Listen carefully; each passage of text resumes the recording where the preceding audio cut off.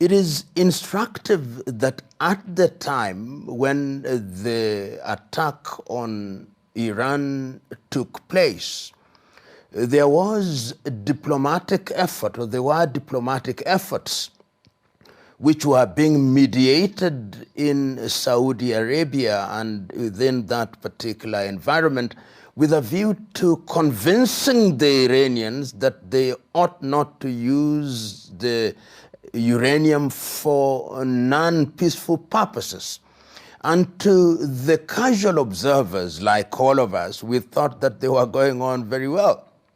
At least when you listen to the President of the United States of America, one took the view that the negotiations would give birth to a result which would be acceptable to all, and the International Atomic Energy was supervising.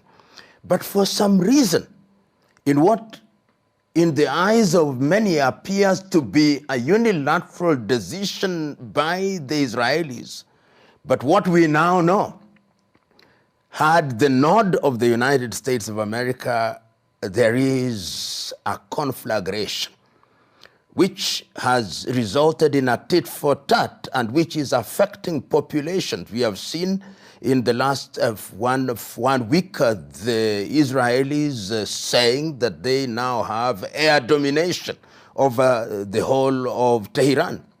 We have seen the use of hypersonic missiles which have hit Tel Aviv and have hit Haifa. And for the first time, we see a disruption of normal life in Israel, which had not taken place during the conflict in Gaza, and even when the Houthis were launching their ballistic missiles from Yemen. The question is, should the world be worried? Yes, the world should be worried.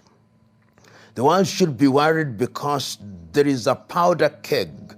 What one fears is that if indeed you are to hit some of the bunkers where the enriched uranium is stored, what would be the impact in terms of the pollution that would take place?